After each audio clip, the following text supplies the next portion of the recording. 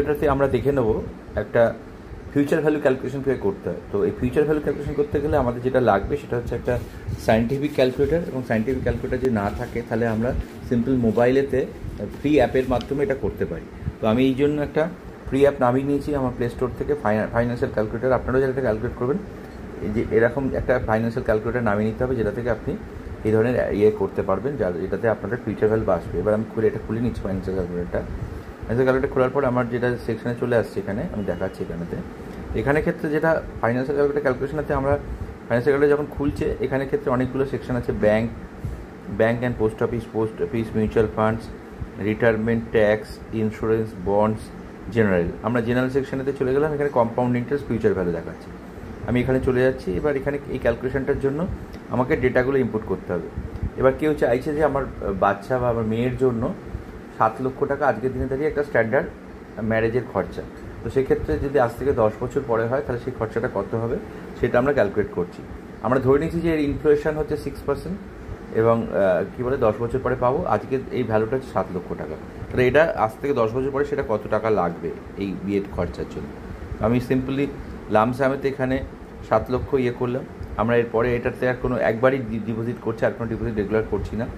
Annual যেটা বললাম আমরা ইনফ্লেশন বা এটা ইন্টারেস্ট রেটটা 6% ধরে নিচ্ছি।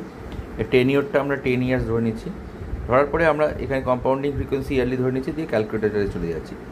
যে ক্যালকুলেটার ছিল এখানে অটোমেটিক্যালি রেজাল্টে চলে আসলো 12,53,593। এটা হচ্ছে আমার ফিউচার ভ্যালু।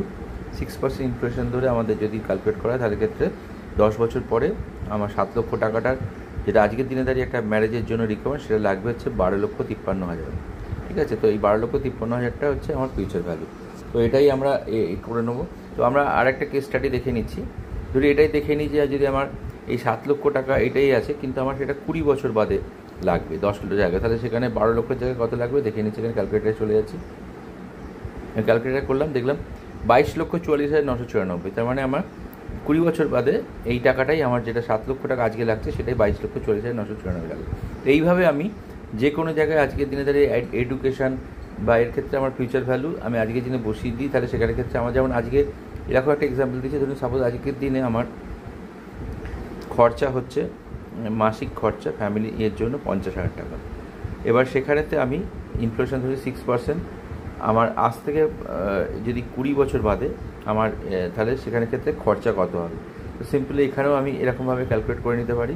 এবার দেখা যাবে এখানে যেটা আজকের দিনে খরচা সেটা হয়ে যাবে 1,50,000 টাকা। সেটাই আজ থেকে 20 বছর বাদে আমার মাসিক খরচা হয়ে যাবে 1,60,000 টাকা। তো এটা ভাবে সিম্পলি আমরা যে কোনো লোককে যখন প্রেজেন্টেশন দিচ্ছি